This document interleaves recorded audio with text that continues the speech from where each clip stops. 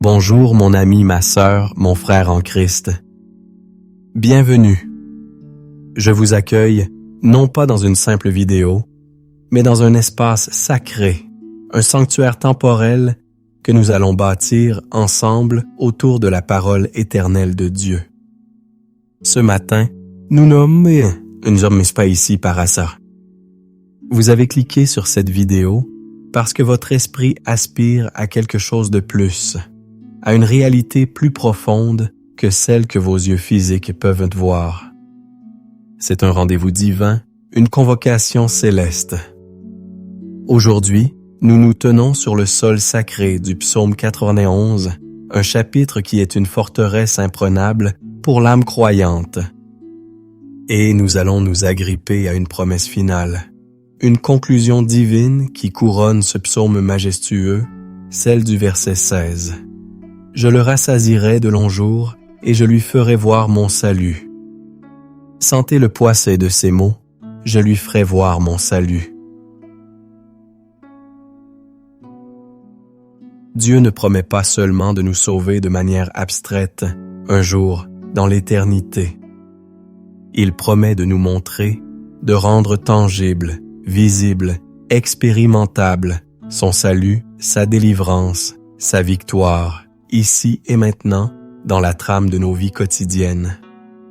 Ce moment que nous partageons est une invitation à passer de la théorie à la démonstration, de l'espérance intellectuelle à la certitude vécue.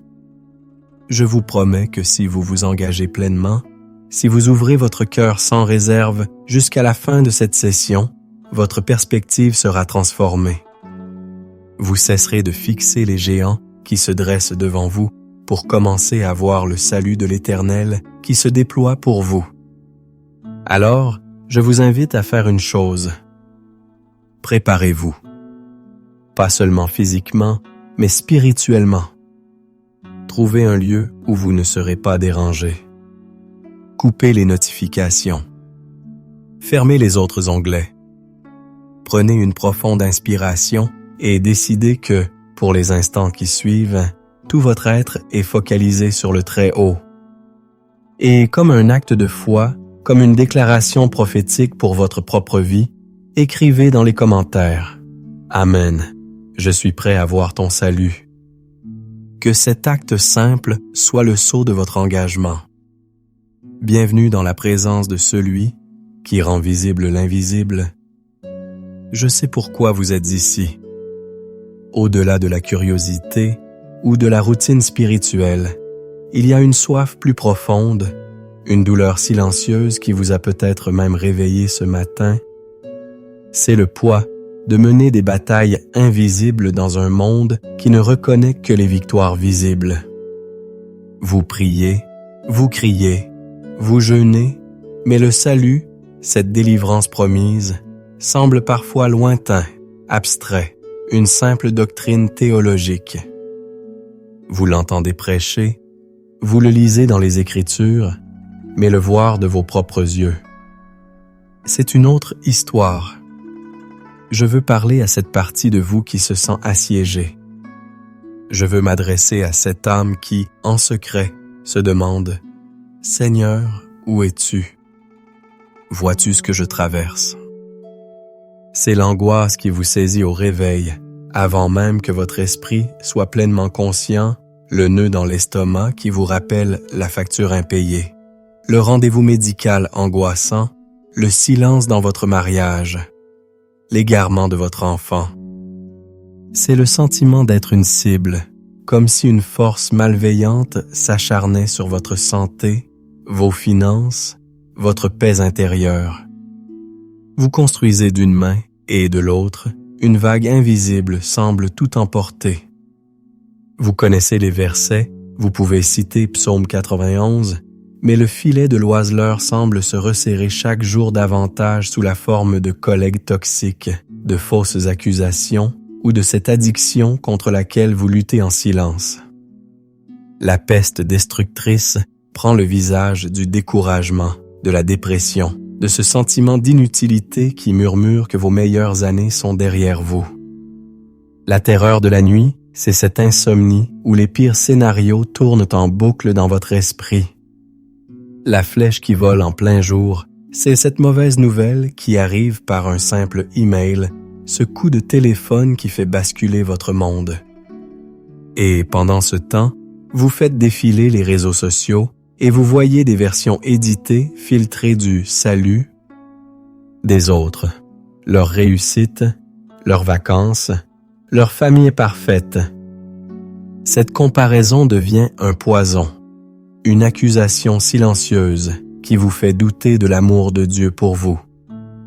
Pourquoi eux, Seigneur, et pas moi? C'est une question légitime qui monte d'un cœur brisé.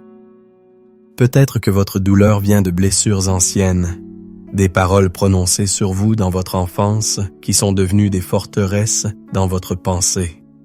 Tu n'y arriveras jamais. Tu n'es pas assez bon. Tu finiras seul. Ces paroles sont comme des prophéties auto-réalisatrices qui sabotent votre présent. Vous vous battez non seulement contre des circonstances extérieures, mais contre un script intérieur qui vous dit que vous n'êtes pas digne du salut visible de Dieu.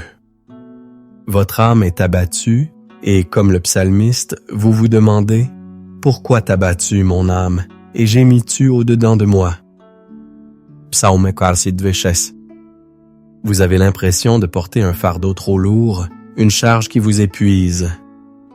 Vous aspirez au repos, au calme, à cette paix que la Bible décrit. Vous entendez l'écho des paroles de Jésus.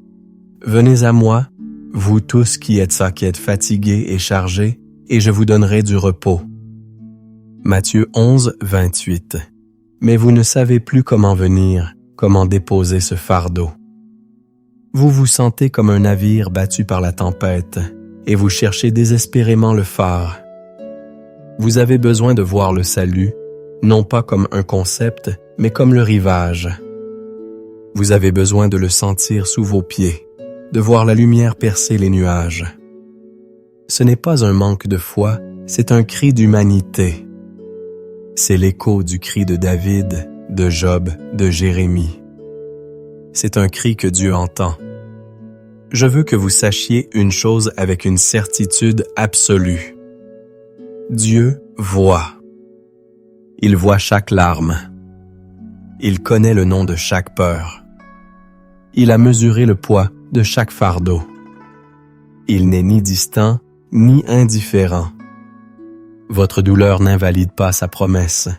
Au contraire, elle est l'arène même où il a choisi de la manifester. Le psaume 91 n'a pas été écrit pour des gens dont la vie est parfaite. Il a été écrit pour ceux qui sont au milieu du danger, pour ceux qui ont besoin d'un abri parce qu'il y a une tempête, pour ceux qui ont besoin d'un refuge parce qu'un ennemi les poursuit. Il a été écrit pour vous. Et la promesse finale, je lui ferai voir mon salut. Et cela est la réponse directe de Dieu à votre cri. Seigneur, montre-moi que tu es là. Pour comprendre la puissance de cette promesse, je lui ferai voir mon salut. Ah, nous devons déconstruire la forteresse du psaume 91, pierre par pierre. Ce n'est pas une simple poésie, c'est une architecture divine. Un protocole céleste pour vivre sous une protection totale. Le psaume commence par une condition, non par une promesse inconditionnelle. Verset 1. Celui qui demeure sous l'abri du Très-Haut repose à l'ombre du Tout-Puissant. Le mot hébreu pour demeurer. Est yashab. Il ne signifie pas rendre une visite occasionnelle. Il signifie s'asseoir, habiter, rester de manière permanente. C'est un choix de résidence. Dans notre monde de l'instantané, du swipe, du FOMO, Fear of Missing Out, Dieu nous appelle à choisir une adresse spirituelle fixe, son abri. Et qui est le propriétaire de cet abri? Le Grand très haut. Élion, celui qui est au-dessus de toute circonstance, de toute autorité, de toute puissance. Et lorsque nous demeurons sous son autorité suprême, nous reposons. Nous trouvons le shalom à l'ombre du Tout-Puissant, Shaddai, le Dieu plus que suffisant, le Dieu qui nourrit et protège. La première clé pour voir le salut est donc de changer notre lieu de résidence spirituelle. Nous cessons de camper dans le pays de l'inquiétude pour emménager dans la citadelle de sa présence. Le verset 2 nous donne la deuxième clé, la proclamation. Je dis à l'Éternel, mon refuge et ma forteresse, mon Dieu en qui je me confie. La foi n'est pas un sentiment passif, c'est une déclaration active. C'est regarder la tempête et dire à Dieu et à soi-même qui il est. David ne dit pas « Je ressens que Dieu est mon refuge ». Il dit « Je dis ». Il engage sa volonté et sa bouche. Nos paroles ont un pouvoir créateur.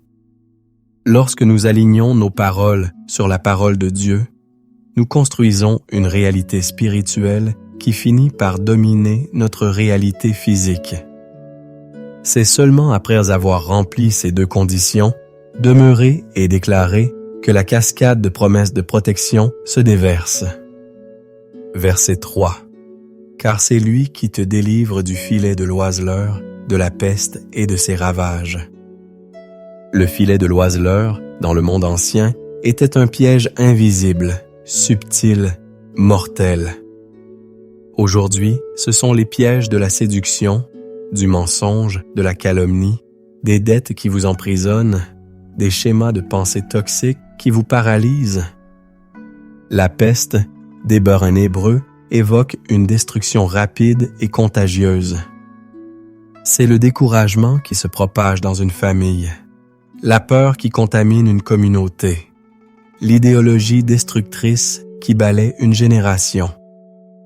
Dieu promet de nous en délivrer, de nous donner le discernement pour voir le piège et l'immunité spirituelle contre la contagion de la négativité. Les versets 5 et 6 sont d'une pertinence incroyable pour notre époque marquée par l'anxiété. Tu ne craindras ni les terreurs de la nuit, ni la flèche qui vole en plein jour, ni la peste qui marche dans les ténèbres, ni la contagion qui frappe en plein midi. Dieu couvre un cycle de 24 heures.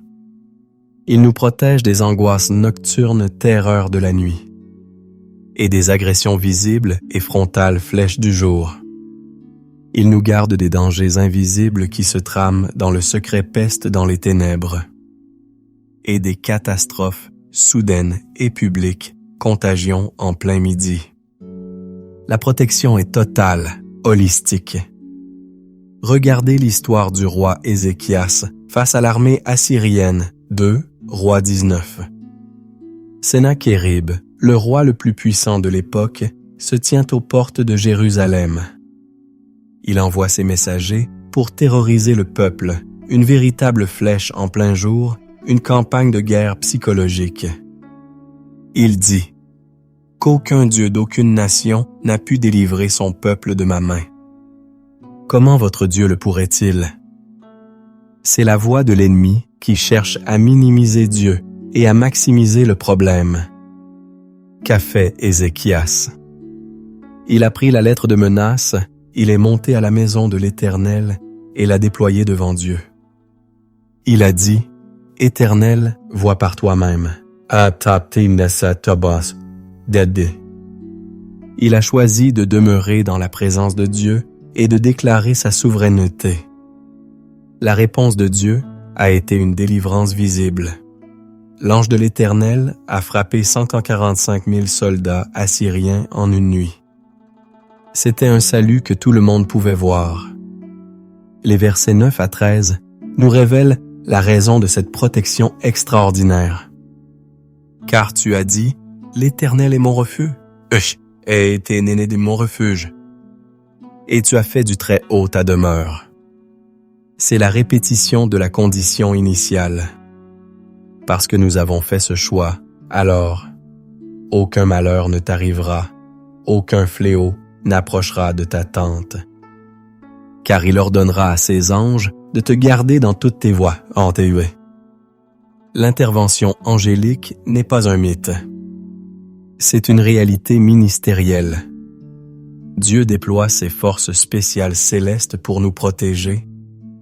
Ce ne sont pas de chérubins potelés, mais des guerriers puissants. Ils nous portent sur les mains, de peur que ton pied ne heurte contre une pierre.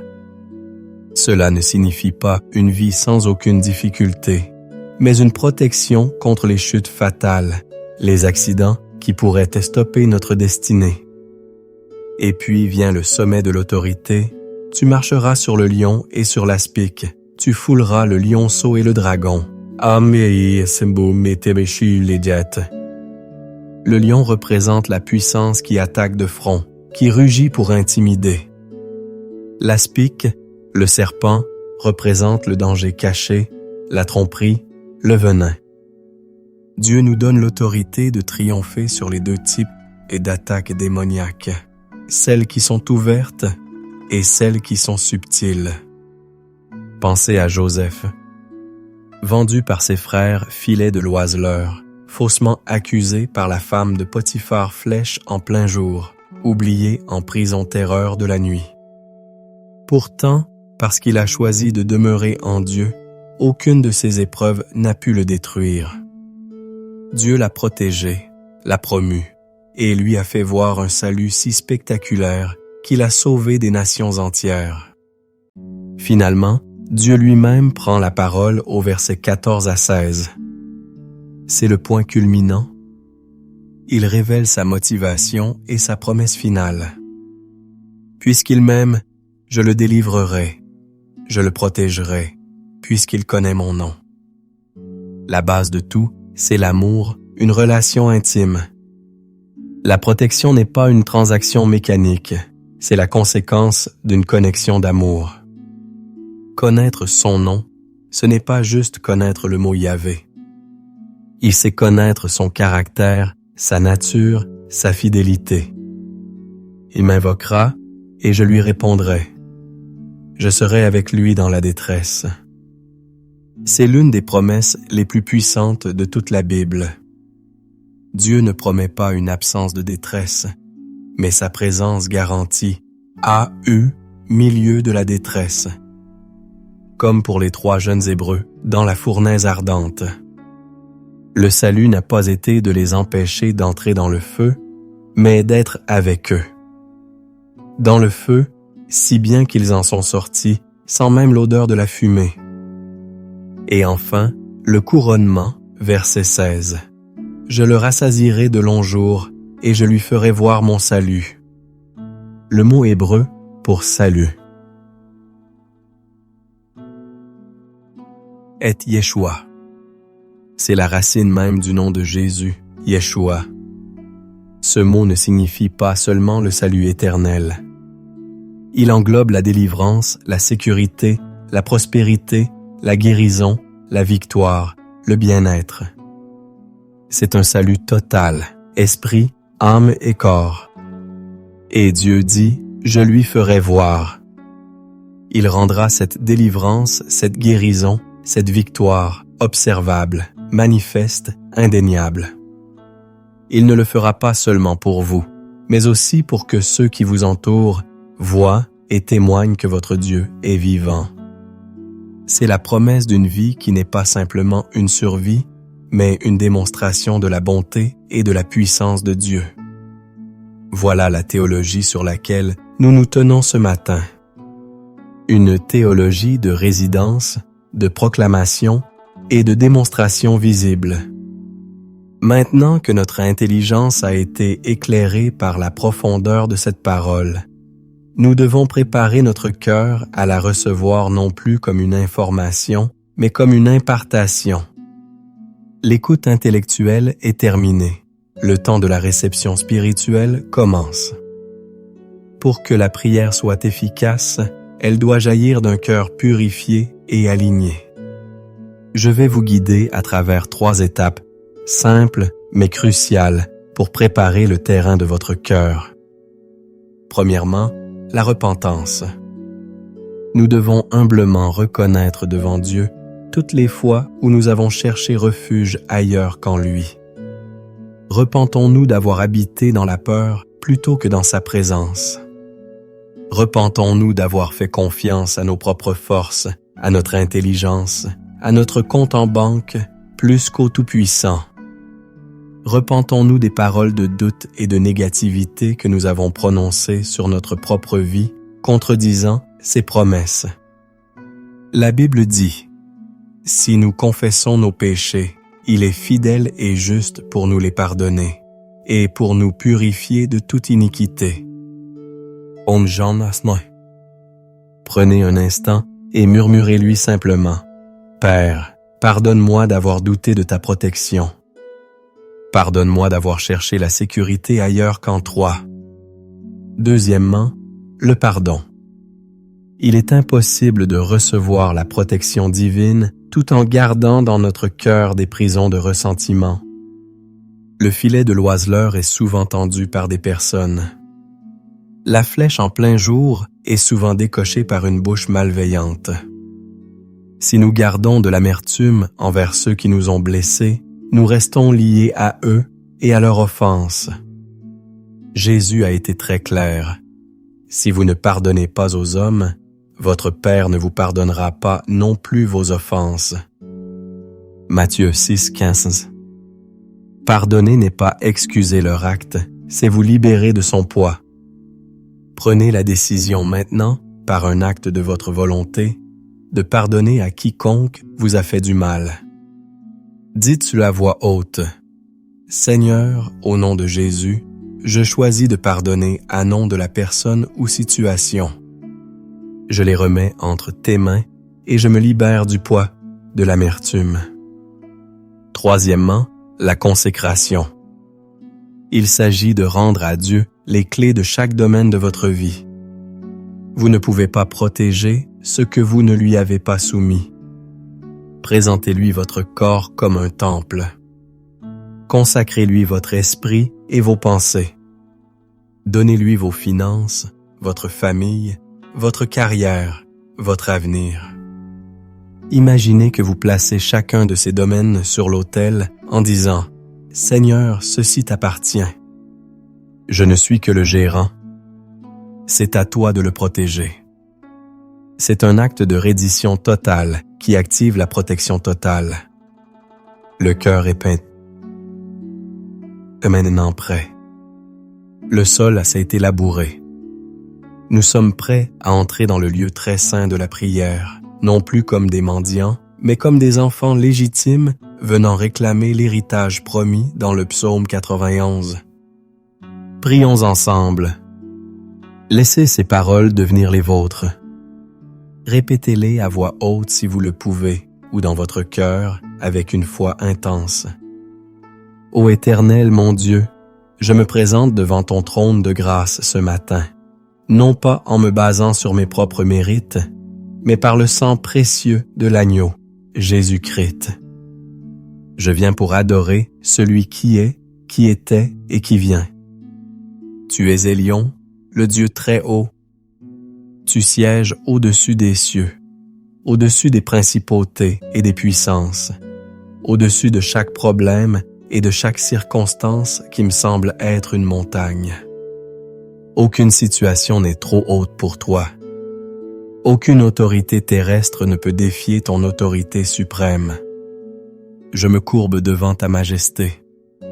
Tu es Shaddai, le Dieu tout-puissant, celui qui est plus que suffisant. Là où je vois le manque, tu es la provision abondante. Là où je ressens la faiblesse, tu es la force infinie. Là où il y a le chaos, tu es l'ordre divin. Tu es le Dieu dont la puissance a ouvert la mer Rouge, a fait taire les lions, a éteint la violence du feu et a ressuscité les morts. Il n'y a rien, absolument rien, qui soit impossible pour toi. Je te loue comme mon abri, mon refuge, ma forteresse. Tu es les murs impénétrables qui m'entourent. Tu es le toit solide qui me protège de la tempête. En toi, je suis en sécurité. En toi, je suis caché. L'ennemi peut rôder autour, mais il ne peut pas franchir les remparts de ta présence. Tu es mon Dieu, et en toi je place toute ma confiance. Mon espoir n'est pas dans les hommes, ni dans le gouvernement, ni dans la médecine, ni dans l'économie, mais en toi seul, le rocher des siècles, le fondement inébranlable. Père céleste, je confesse devant toi mes péchés et mes manquements. Je confesse les moments où la peur a parlé plus fort que la foi. Je confesse les moments où j'ai murmuré et me suis plaint, oubliant tes bienfaits passés.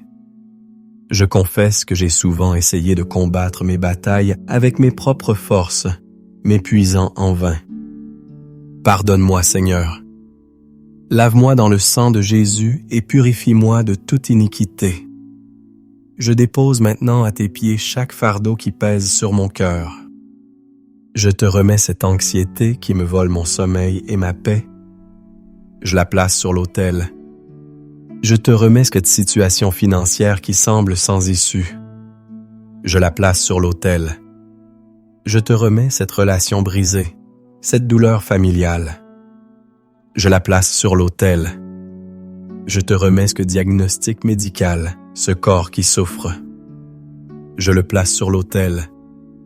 Je te remets mon avenir, mes rêves, mes craintes. Ou absolument tout, je le dépose à tes pieds, Seigneur. Je refuse de porter plus longtemps ce qui t'appartient. Je choisis de demeurer sous ton abri et de reposer à ton ombre. Et maintenant, Père, par la foi, je prends ta parole et je la proclame sur ma vie. Je dis à l'Éternel, « Tu es mon refuge et ma forteresse, mon Dieu en qui je me confie. » Je déclare que c'est toi qui me délivres du filet de l'oiseleur, de toute manipulation, de toute tromperie et de toute calomnie. Je déclare que tu me délivres de la peste et de ses ravages, de tout esprit de dépression, de découragement et de mort. Je déclare que tu me couvres de tes plumes et que je trouve un refuge sous tes ailes. Ta fidélité est mon bouclier et ma cuirasse. Par conséquent, je déclare que je ne craindrai ni les terreurs de la nuit, ni la flèche qui vole en plein jour. Je refuse la peur. Je refuse l'angoisse. Je refuse la panique. Que 1000 tombent à mon côté et 10 000 à ma droite, je déclare que je ne serai pas atteint. Je ne serai qu'un spectateur et je verrai la rétribution des méchants. Car j'ai fait de toi, ô Éternel, mon refuge. J'ai fait du Très-Haut ma demeure. C'est pourquoi aucun malheur ne m'arrivera, aucun fléau n'approchera de ma tente. Je crois et je reçois la promesse que tu ordonnes à tes anges de me garder dans toutes mes voies. Merci, Père, pour le ministère des anges qui campent autour de moi et de ma famille. Au nom puissant de Jésus-Christ, par l'autorité qu'il m'a donnée, je me lève maintenant dans la prière de combat. Je prends le bouclier de la foi, selon Éphésiens 6:16, et j'éteins tous les traits enflammés du malin, toutes les pensées de peur, de doute et d'incrédulité. Je déclare que toute arme forgée contre moi, contre ma famille, contre ma santé, contre mes finances, est nulle et sans effet, selon Ésaïe 54:17. Je renverse les forteresses de pensées négatives, les raisonnements qui s'élèvent contre la connaissance de Christ. Je brise tout cycle de défaite, tout héritage de maladie ou de pauvreté. Je renonce à tout pacte inconscient que j'aurais pu faire avec la peur ou le péché. Je me tiens sur la victoire de Christ à la croix et je déclare que le sang de Jésus est ma protection. Je marche sur le lion et sur l'aspic. Je foule aux pieds toute puissance de l'ennemi qui vient pour voler, tuer et détruire. Je ferme toutes les portes que j'aurais pu ouvrir à l'ennemi par la désobéissance ou l'ignorance. Je me recouvre, moi et ma maison, du sang de Jésus. Et maintenant, Saint-Esprit, je te demande de venir remplir chaque espace vidé de la peur et de l'anxiété. Remplis-moi de ton amour parfait qui bannit toute crainte. Remplis-moi de ta joie qui est ma force. qu'est ma force. Remplis-moi de ta paix, celle qui surpasse toute intelligence et qui garde mon cœur et mes pensées en Jésus-Christ. Je prie pour une restauration divine. Restaure mon âme, ô berger de mon âme. Restaure ma santé, ô éternel Rapha, mon guérisseur. Restaure mes finances, ô éternel Jireh, mon pourvoyeur. Restaure mes relations. Père, je t'invoque, et je crois que tu me réponds. Je me saisis de ta promesse d'être avec moi dans la détresse, de me délivrer et de me glorifier. Je reçois ta promesse de longs jours, une vie pleine et abondante. Et par-dessus tout, Père, je te demande d'accomplir ta promesse ultime. Fais-moi voir ton salut. Ouvre mes yeux spirituels pour que je perçoive ton action là où je ne voyais que des problèmes. Donne-moi de voir ta main à l'œuvre dans les coulisses de ma vie. Rends ta délivrance si tangible, si évidente, que je ne puisse que te donner toute la gloire. Au nom de Jésus. Amen. Maintenant, restons un instant dans le silence. La prière n'est pas un monologue. C'est un dialogue. Nous avons parlé à Dieu. Il est temps d'écouter. Cessez toute activité. Fermez les yeux si vous le pouvez. Inspirez profondément la présence de Dieu. Et expirez lentement toutes vos tensions. Ne cherchez pas à entendre une voix audible. Soyez simplement attentif aux pensées douces, aux impressions, aux versets bibliques qui pourraient monter dans votre esprit. Le bon berger connaît ses brebis, et ses brebis connaissent sa voix. Dans ce silence sacré, il vous parle. Il calme votre âme. Il vous rassure. Il vous donne une stratégie. Il vous rappelle une promesse. Qu'est-ce que l'Esprit de Dieu murmure à votre cœur en ce moment précis? Accueillez-le. Dieu parle. Dans le silence, il imprime sa vérité sur votre cœur, une vérité plus réelle que les faits bruyants de votre situation. Laissez sa paix vous envelopper comme un manteau. Et maintenant, recevez cette parole prophétique. Je ne parle plus en tant qu'homme, mais je me fais le canal de la bénédiction que le ciel veut déverser sur vous.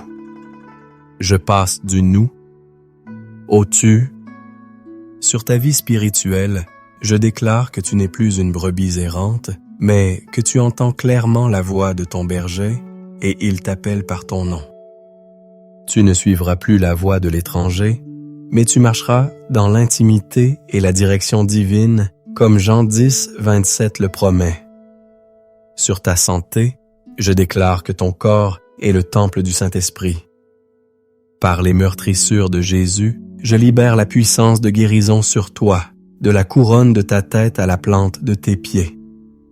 Toute maladie et toute infirmité doivent maintenant se soumettre au nom de Jésus, car Ésaïe 53, 5 a proclamé ta guérison. Sur tes finances, je déclare que le cycle du manque est brisé.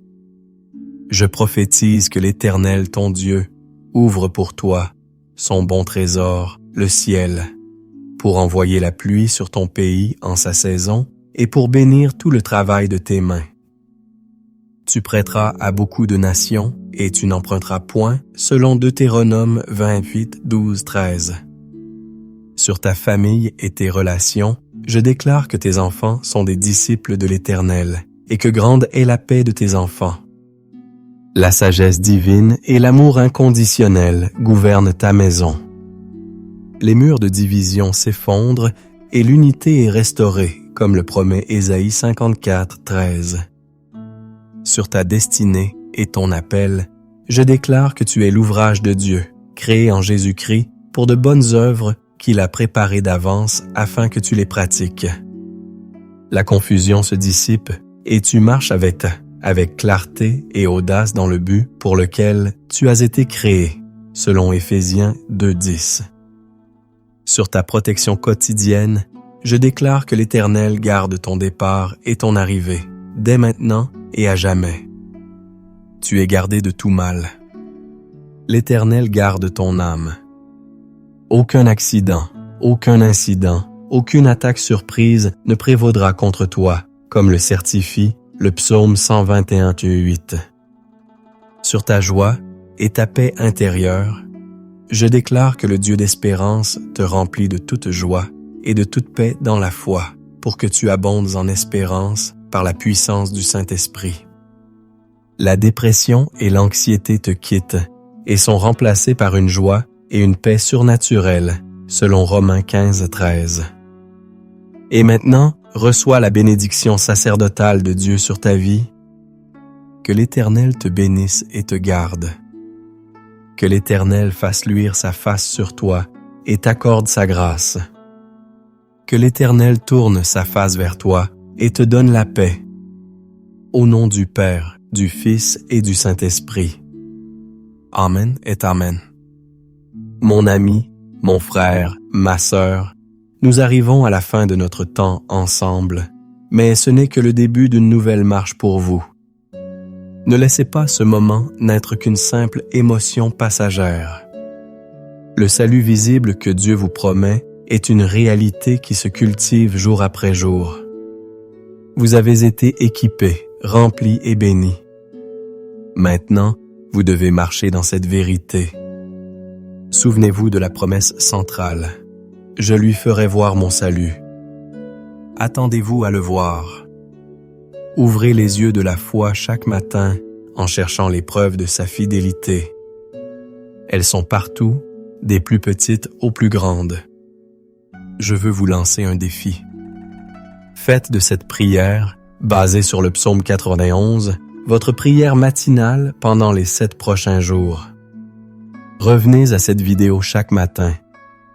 Laissez ces vérités s'enraciner si profondément dans votre esprit qu'elles deviennent votre première réaction face à l'adversité et non votre dernier recours.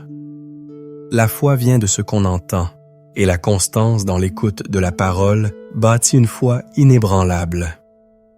Pour nous aider à toucher plus de personnes qui, comme vous, ont besoin de cette parole de vie, je vous demande 3 choses. Premièrement, commentez ci-dessous. Ne partez pas sans laisser une trace de votre passage.